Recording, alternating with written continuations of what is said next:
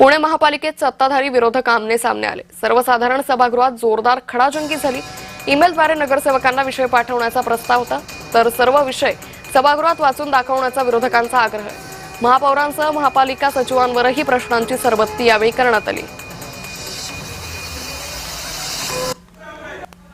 16/4/2026 या ठरावामधील नमूद प्रभाग क्रमांक 9 मधील वर्गीकरणाचा फेरविचार करण्यात यावा।